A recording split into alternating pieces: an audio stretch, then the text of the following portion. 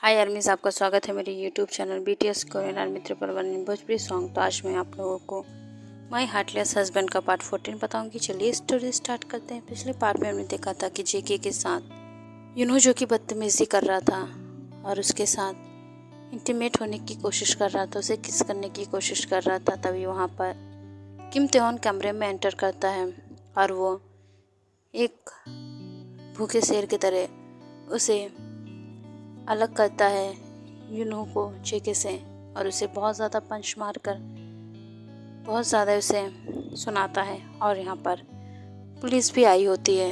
ये सब बहुत ज़्यादा ही बुरा हो जाता है यूनो के लिए। यूनो जो कि JK से बहुत ज़्यादा प्यार करता था, लेकिन उसके साथ जो कुछ भी हुआ वो बहुत ज़्यादा ही गलत था। यूनो को बहुत ज़्यादा ही बुरी तरीके से जेल में डाल दिया जाता है और उसे निकालना शायद मुश्किल होता है उसके भाई के लिए।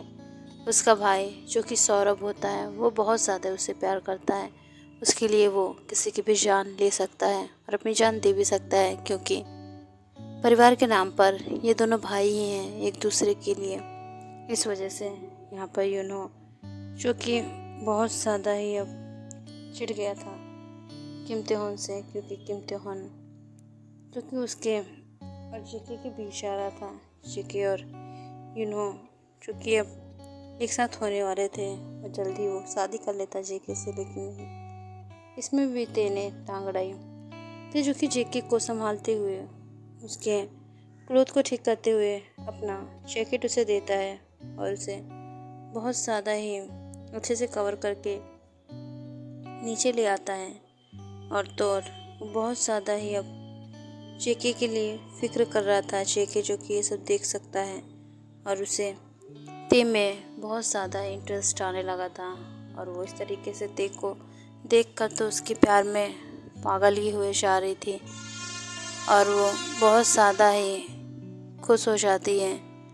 यहाँ पर JK को ते लेकर अपने घर आ जाता है और बहुत ज़्यादा उसे पैम्पर करने लगता है।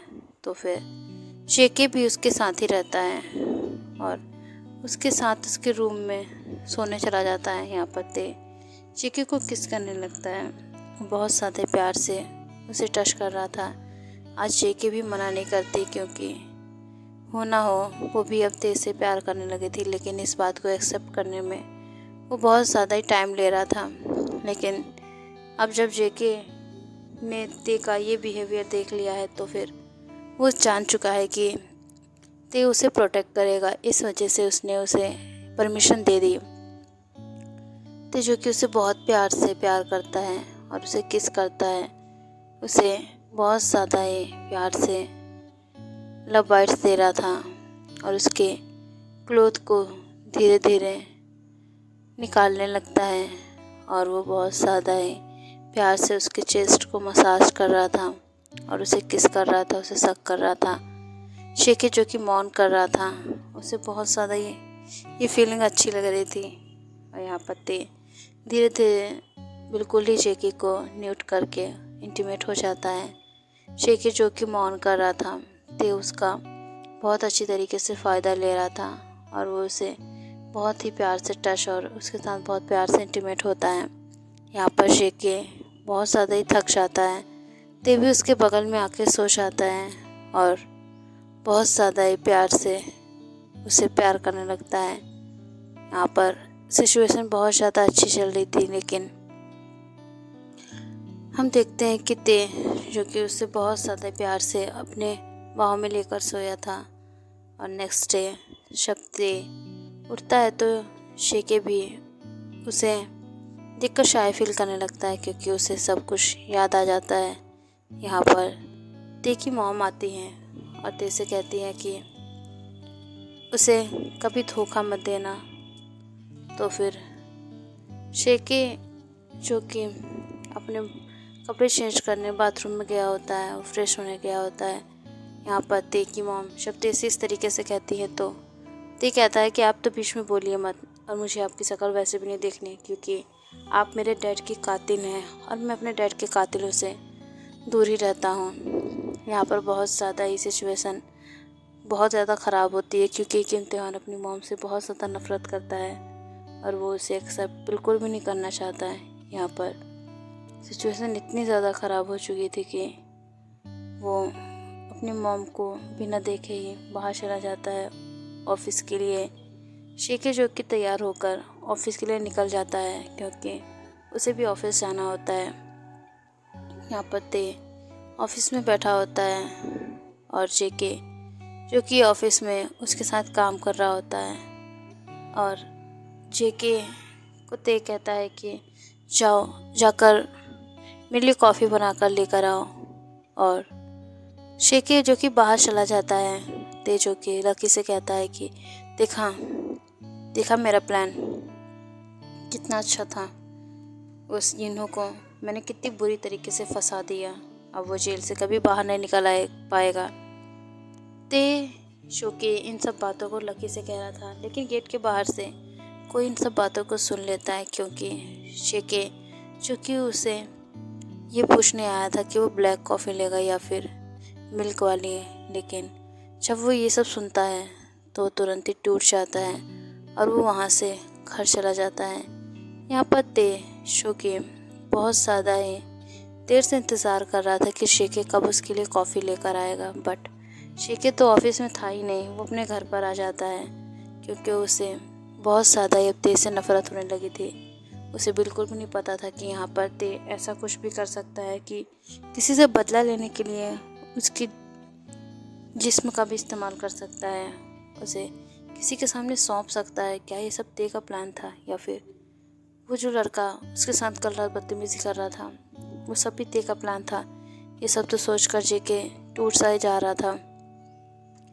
यहाँ पर यूमिन की शादी जो हो गई थी और बहुत ज़्यादा ही अब दिन बीत चुके थे। जिमिन जो कि अपने फैमिली के साथ होती है और उसे ये बात बताना होता है कि योंगी से उसकी शादी हो गई है और वो आज ये बात बताना चाहती है। जिमिन ने कुकी को सब कुछ बता दिया था, जिससे शेके ने उसे यही सलाह दी थी कि आप प्लीज़ जल्द से जल्द उन्हें बता दीजिए, वरना ऐसा ना हो किसी और से पता चले तो उनके दिल पर बहुत ज़्यादा ही बड़ा घाव पहुँचेगा।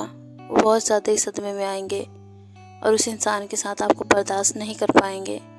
यहाँ पर बहुत ज़्यादा ही सिचुएशन ख़राब हो जाती है। लेकिन जिमिन जो कि अब डिनर कर रही थी अपनी फैमिली के साथ, लेकिन तभी गेट से कोई अंदर आता है और कुछ सामान लेकर आता है।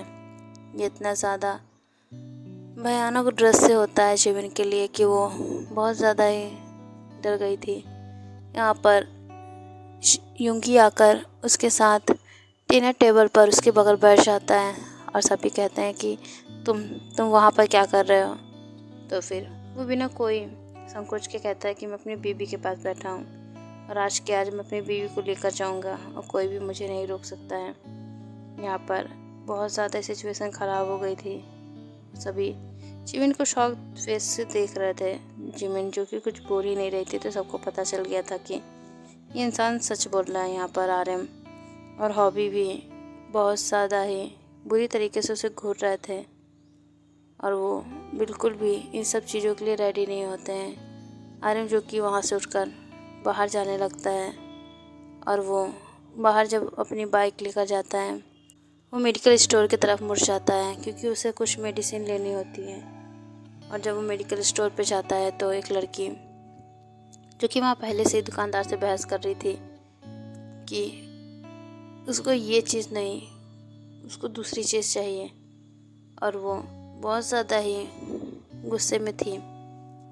और जब आर्यन मुझसे कहता है कि इतना लड़ क्यों रही हो, तुम मुझसे शांति से भी बात कर सकती हो ना, और मेरे पास पैसे नहीं हैं, इस वजह से मैं ये सब चीज़ें नहीं ले पा रही हूँ और वो मैं अपना पर्स घर पे भूल गई हूँ, लेकिन मुझे चाहिए। मैं इनसे कह रही हूँ मैं कल पैसे दे दूँगी, लेकिन ये मान ही नहीं रहे हैं। तो आर्यन कहता है ठीक है, मैं तुम्हारा पैसे पे कर दूँगा। तो फिर वो लड़की स्माइल करती है, लेकिन अगले ही पल हम देखते हैं कि वो लड़की वहाँ से चली जाती है। लेकिन आर्यन जो अपनी पर्स खोजता है तो उसके पास पर्स ही नहीं होती है। अब वो समझ जाता है ये लड़की चोर थी।